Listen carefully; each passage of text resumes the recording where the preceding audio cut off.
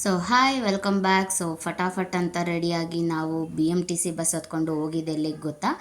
ISKCON ಟೆಂಪಲ್ಗೆ. So ISKCON ಟೆಂಪಲ್ಗೆ ಹೋದ್ಮೇಲೆ ಗೊತ್ತಾಯಿತು, ಯಾರೆಲ್ಲ ಇಸ್ಕಾನಿಗೆ ಬರ್ತಿದ್ದೀರಾ ಫುಲ್ ಸ್ಲೀವ್ಸ್ ಹಾಕ್ಕೊಂಡು ಬನ್ನಿ, ಹಾಫ್ ಸ್ಲೀವ್ಸ್ ಅಲ್ಲೋ ಇಲ್ವಂತೆ. ಸೊ ದುಪ್ಪಟ್ಟ ಇದ್ದಿದ್ದರಿಂದ ನಾನು ದುಪ್ಪಟ್ಟ ಹಾಕ್ಕೊಂಡು ಒಳಗಡೆ ಹೋಗ್ತಾ ಇದ್ದೀನಿ. ಸೊ ನೆಕ್ಸ್ಟ್ ಟೈಮ್ ಯಾರೆಲ್ಲ ಬರ್ತೀರಾ please wear full sleeves.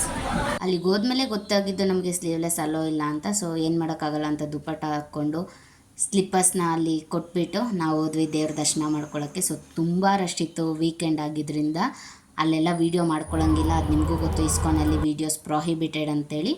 So ದರ್ಶನ ಎಲ್ಲ ಮುಗಿಸ್ಕೊಂಡು ನಾವು ಹಂಗೆ ಹೋಗುವಾಗ ಫುಡ್ ಕೋರ್ಟ್ ಇತ್ತು, ಅಲ್ಲೇನೋ ಬೇಕಿತ್ತು ಅಂತ ನನ್ನ ಫ್ರೆಂಡ್ ಕೇಳ್ತಾ ಇದ್ಲು. ಆಮೇಲೆ ನಾವು ಕೆಳಗಡೆ ಬಂದ್ವಿ.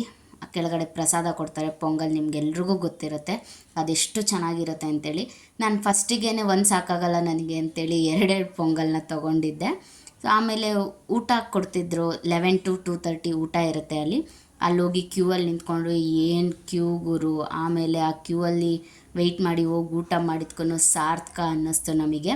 ಊಟ ಮಾತ್ರ ತುಂಬ ಅದ್ಭುತವಾಗಿತ್ತು. ಯಾರಾದರೂ ಹೋಗಂಗಿದ್ರೆ 11 to 2:30 ಅಲ್ಲಿ ಅನ್ನದಾನ ಇರುತ್ತೆ. ಸೊ ಹೋಗಿ ಊಟ ಮಾಡ್ಕೊಳ್ಳಿ. ಊಟ ಮುಗಿಸ್ಕೊಂಡು ನಾವು ರಿಟರ್ನ್ ಮನೆಗೆ ಬಂದ್ವಿ. Thank you.